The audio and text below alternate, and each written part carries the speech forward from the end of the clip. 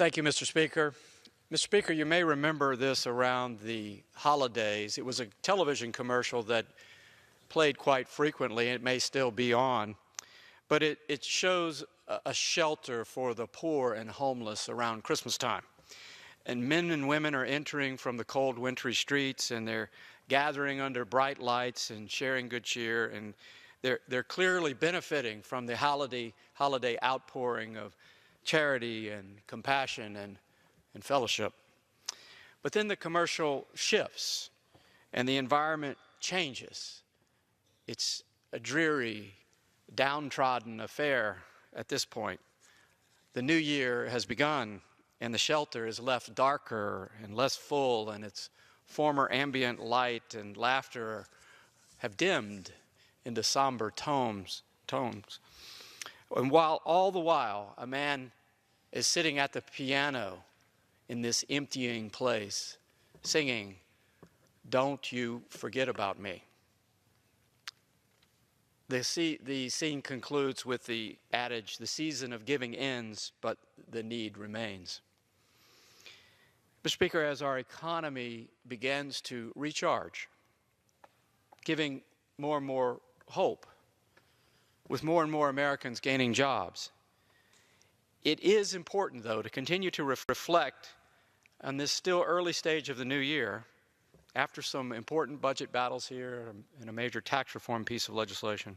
It's important to reflect on the proper balance between responsibility and charity, as well as those who continue to be left behind or forgotten. Americans are the most generous people in the world, and we also deeply value responsibility. And we know that a fulfilled life requires rewarding work. Unfortunately, unemployment and underemployment continue to hinder a faster economic recovery, causing much anxiety for persons and their families. According to a new survey from Career Builder, nearly 8 out of 10 Americans say they are living paycheck to paycheck. And our improving economic indices should not obscure this difficult reality. So to better help persons support themselves and one another in the full dignity of work, our next phase of economic regeneration must be an attempt to find the proper balance between right-sized government, responsibility to one another, and reasonable expectations that everyone can contribute something according to their means and their capacity. Everyone has something to give. As this recognition and economic regeneration kindles a new policy discussion, several guideposts should be kept in mind, such as ensuring enhanced opportunity and the erasure of what I call entrepreneurial impediments, along with efforts to address and mend a deep societal sense of brokenness. When persons are unemployed or underemployed, they can enter a downward spiral in their lives. And, Mr. Speaker, as we well know, Washington alone cannot create a humane economy that works for the many. Americans living together in community form the cornerstone of a vibrant market. A fuller answer to unemployment, underemployment, and this widespread lack of financial assets, along with the resulting loss of social capital, might be found in the idea that government and society should join in a movement for national solidarity, seeing work as a common endeavor for us all. After all, economics in its essence is not just a transaction, it is profoundly relational. A rightful discussion about the profound meaning of work also requires the right words. The over-reliance in this body, particularly on depersonalizing economic language, I think is one reason that Washington can seem so disconnected and aloof from real communities and real people. At the end of the month, if a person can't pay their gas or a grocery bill, They are unlikely to care about GDP growth or arguments for the efficiency of globalized trade. In a similar way, recent news cycles are tracking the skyrocketing stock market valuations with some ups and downs of late. And this is all exceeding most expectations, particularly from the beginning of the year. But glowing green numbers and signals provide little reassurance to millions of Americans who are priced out of owning stock. Ultimately, Mr. Speaker, a lack of work, as well as a lack of assurance in the security of government guardrails and earned benefits, can take a life-diminishing toll. Mr. Speaker, I have many seniors who write to me and suggest to us in pretty clear terms that they aren't entitled to their own money. We throw the language around of entitlements, referring to programs where people set aside money into government savings programs, or were given guarantee of health care. It's not an entitlement, that's something people worked for. Many persons with difficult jobs, deserving of both dignity and earned benefits, sometimes are those who are forgotten. I approached my door recently, Mr. Speaker, here in D.C. at my office, and there was a large crowd of men who had gathered, and they were all in camouflage T-shirts way outside. Now, all of us here experience a number of visitors from our home states, and sometimes in my office, people have to stack up outside in the hallway as we're trying to accommodate people. But as I got closer, I noticed that the front of these T-shirts that these men had on, it read United Mine Workers. And I thought, that's unusual to see Nebraskans wearing United Mine Workers T-shirts. But it turns out they were actually waiting for my neighbor, who is from the state of Kentucky. Nevertheless, I greeted these men, and we began a meaningful conversation about work and security and fairness. These men had spent their lives in hard jobs. And I'm sure they toiled very proudly to make a reasonable living for their families. But they all now showed real signs of physical fatigue. And they were in Washington making a plea for their pensions, which are facing dramatic reductions. A similar situation does exist in Nebraska for another group of workers. These persons worked for a guarantee that they would be provided for when they could work no more. But given a confluence of factors, their pensions face a dramatic shortfall, and frankly, it's not fair. I lived for several years as a younger man in the area where these gentlemen had come from, in a town that had lost half of its population in 20 years. In the what's called the old industrial Rust Belt, where the post-World War II economic boom had built a thriving, stable community. But now, where globalized supply-side theory has had its most dramatic, degenerating economic effect. And I said to one of these men, "You know that I know where you come from." And we hugged. Mr. Speaker, our country's in pain.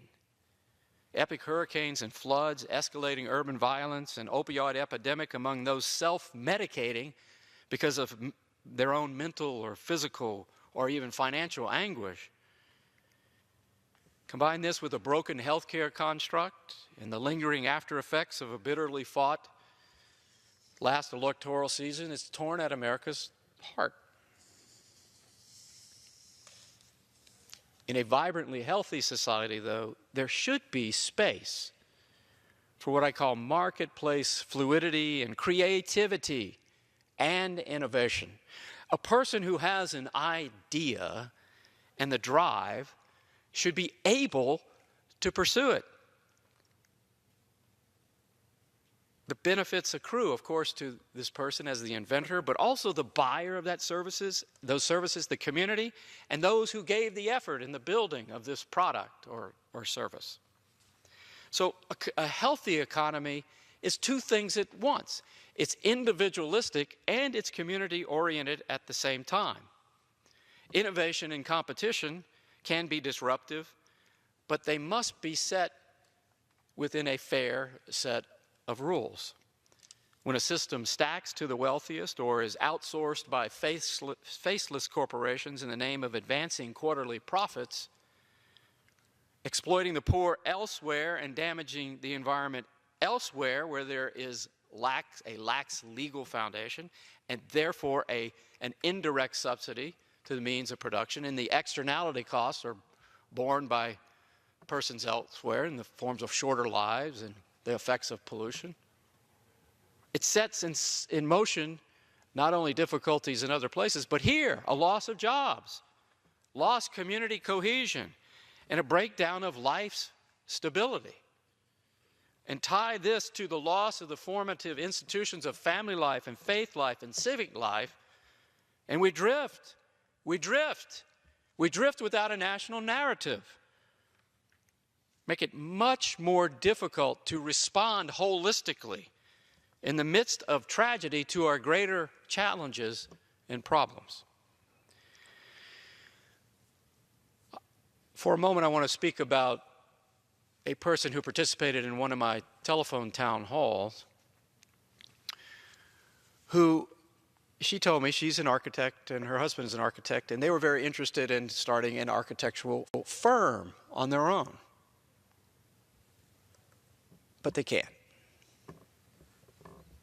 Why can't they? They have the education, they have the drive, they want to be innovative and disruptive, they want to do creative work with their own two hands and take the risks necessary to provide something new, novel in the marketplace. They have a sick child. So by the time they go onto the individual insurance market and try to obtain insurance for themselves, knowing that they're going to have to pay the full deductibles and copays, that bill, and this was a little while back, I suspect it's higher now, the bill was going to be close to $30,000. So before they even open their door, they have an upfront cost of $30,000 just for a little bit of personal protection. So, what happens? They stay put. They're tethered to institutions that may not be as gratifying to them. Society loses from their inability to take that risk and provide that product out in the market because they're tethered, they're handcuffed to a benefit called healthcare that a large institution can provide, but the small entrepreneur can't. This makes no sense. We have some specific ideas on this, and we're working to grow a bipartisan working group to make proper changes potentially in that individual insurance market, whereby people can pool together more easily, where there is a better type of major medical product out there that would be a lot less expensive, and perhaps using an idea that was embedded in the healthcare debate earlier this year, where the government provides a stabilizing reinsurance model so that the market can actually work within a certain bandwidth, but the sickest person pays the same rate, but is protected from excess expense by a more direct government subsidy. This makes sense. Think about the entrepreneurial potential that then would be released, creating opportunity, more jobs, better products. We're constraining ourselves for no reason here. I hope that this chapter can unfold in the coming weeks, as some people of goodwill are trying to work through this, and there is significant interest, I feel, on both sides of the aisle. You have to break through it. Mr. Speaker, we're also, from my perspective, living in a paradoxical age where we are more and more dependent upon big business for information flow and consumer goods, and at the same time, we are more and more skeptical of this model. I was trained in an era where economic language was cast in terms of efficiency and optimization, economies of scale, production capacity, inputs, the free flow of capital and labor, and on, all the vocabulary of economic academic theory. These are analytical and mechanical terms necessary for understanding market function, but they lack a connection to any deeper purpose. And ultimately, a properly functioning market is a connector of community, a delivery mechanism for material well-being, and an opportunity enhancer for individual initiative and rewarding work. These classical economic expressions lack a deeper understanding of the ultimate purpose of production. I had once asked a professor when I was young, who does the normative analysis? Who asked the question, what ought to be? What institution is doing that? He said, no one. Mr. Speaker, you're a fairly young man. You know this as well. We are long past the age when working one's entire career in the same large corporation guaranteed security and well-being. It's finished. The current corporate construct is desperately driven and hopelessly fragmented by quarterly profit mandates. Short-term decisions overrule long-term strategy. And while this is occasionally brought to heel by scandal and malfeasance, most multinationals are no longer tethered to a face or a place, so they pitch us on TV and print images with caring images and kindly deem us worthy to help with their chosen causes. And then major cities with major airports become the hub, and the rest of us have to just buy it. Now, lest I sound too critical, large businesses certainly retain a necessary space in producing certain types of goods and large-scale industrial products, and can provide exciting opportunity. That's all true and necessary. But I also think we're on the front end of something, Mr. Speaker. There's a hunger for the next economic trend to reorient around the revitalization of Main Street, including local foods, sustainable energy production, smarter services, and smaller scale manufacturing. Recreating that long lost sense of place in our communities. Imagine a new urbanism of an economic ecosystem with friendly neighborhoods, nearby centers of smaller scale micro businesses, contextually appropriate architecture, and a burgeoning supply of easily accessible public space. We see this trend developing, and frankly, it's very exciting. Now, we had a bill recently in which we took an important vote here on tax reform. And I believe this is going to help. I believe the tax reform legislation will help rebalance a number of business inequities, particularly for small business, where most jobs come from. It's estimated that the average Nebraska family of four will receive about a $2,000 or more than $2,000 extra benefit in their pocket from the immediate impact of the tax bill and the relief that they'll get. And then over time, due to increased wages, that'll translate into about a $4,000 benefit. And I think this is important because Americans need a break, especially working men and women trying to get a bit ahead and provide for their family well. But for many, it's also harder and harder. And as we said, many Americans are living paycheck to paycheck. And that's not fully a tax code problem. It's the harsh reality of social fragmentation, downward mobility, and the rising cost of living, and skyrocketing income disparity, driven by inequitable globalization and concentrations of economic power. These forces have not fundamentally benefited us fully, and they've left millions of people behind. But I think this tax reform measure was important because it rebalances, particularly rebalances the perverse incentive to offshore. In addition to putting more money in the pockets of hardworking Americans, it does support the revitalization of Main Street and the return of the Made in America label. This legislation also provided a reasoned progress in the attempt to make the tax code simpler and fairer and to resolve this convoluted set of problems that overburden persons and families and small businesses across the nation. And I think this is important because we're living in an age where we can't keep pushing the same policies over and over and expect them to fit into a 21st century architecture of well-being and successful living. Moving forward, I believe the source and the strength of the American economy will be in this new urbanism of small business, in which entrepreneurs from village to city add value through small-scale manufacturing, innovative new products, or brokering in repair services. Now, we do anticipate a spike in the initial deficit from the tax bill, but we're already seeing a surge of revitalization and possibility of economic opportunity. And given this reorientation of the tax policy around the family, hopefully with the entrepreneurial momentum, it will generate more jobs, earnings, and reverse this downward trend in small business formation. Less tax, more taxpayers, more revenue over time, that's the calculation.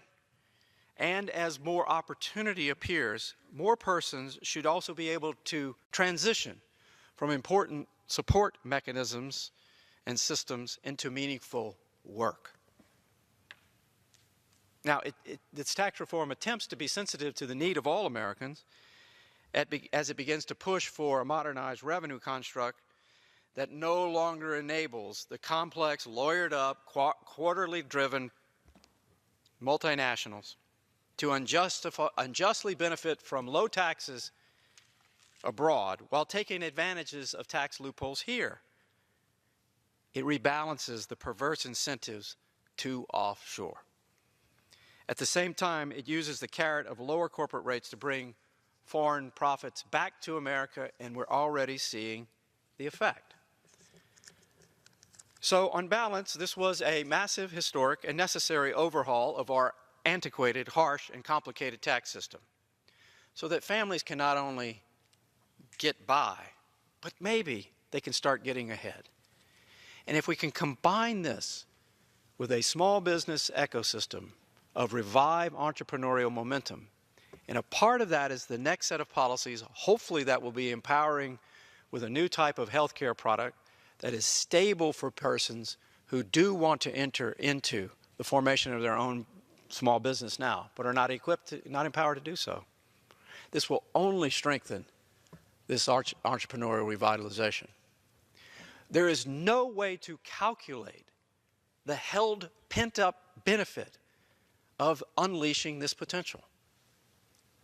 Again, because we've tethered people to a benefit package based upon institutions that are able to afford it, we've drained ourselves, made ourselves weary from being able to unleash the fullness of the potential to create things with your own hands or your own intellect that are good for you, good for your family, and good for others. That's what we mean by a new small business ecosystem that has revived entrepreneurial momentum. Mr. Speaker, in the Middle East, the Jordan River flows into both the Sea of Galilee and the Dead Sea. There's a difference between the two bodies of seas. One of them is devoid of life. Water flows in, but nothing flows out. It's dead. Abundant life requires both giving and receiving, both charity and responsibility. An economy that is founded upon these strengths, which we've discussed tonight, supported by a right-sized government and a dedicated, hardworking people, can only keep growing stronger. And then maybe we can say, don't you forget about me, and that we will never forget about you. Thank you, Mr. Speaker. I yield back.